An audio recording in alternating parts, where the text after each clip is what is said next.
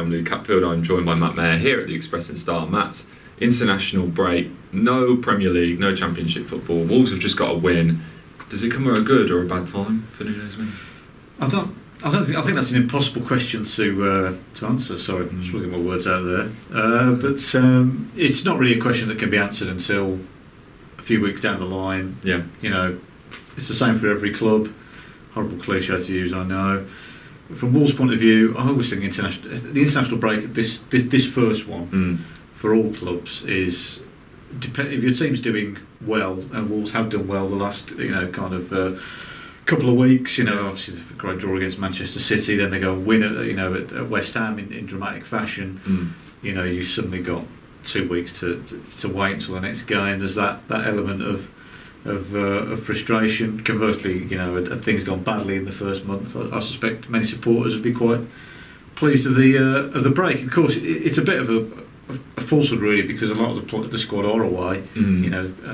10 players away, 8 of them were involved in the squad, named in the squad at West Ham last week.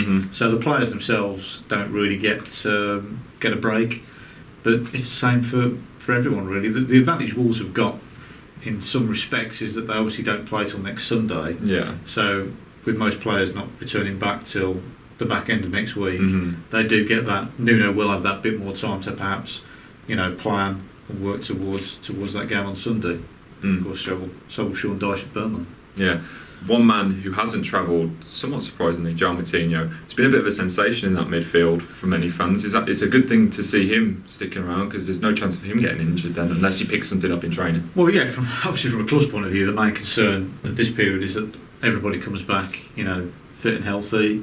It's that old club over country argument. I think particularly here, before England had the summer that they did, I think a lot of people have been turned off the national team, so we're more focused on their club teams. With Moutinho, I mean, look, he's the wrong side of 30, the wrong side of 30 myself. It's that element in football where, when your players, towards the, when it's the second half of their careers, I don't think it's a bad thing from Wolves' perspective, to finally answer your question, that he's perhaps not involved in this trip. Being from the selfish Wolves point of view, he's had a very good start. It looks like he's, we know his quality.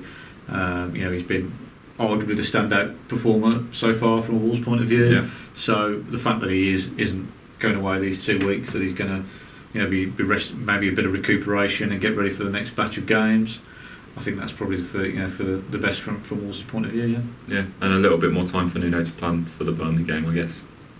Well, yeah, but without the players. Yeah. So there is that as well. But as I've said, it's the same for every other team. I think it's more from the kind of the fan point of view, that it feels as though, as a general point, it always feels when we hit this break a month in, there's a frenetic start to the season, but it feels like it finally starts to get rolling. Yeah. Teams finally start to establish a bit of identity, a bit of form, and then have this 2 week period where, they don't play. For me, I'd have the first international break, perhaps push back to October, and then have one in December, pre-Christmas.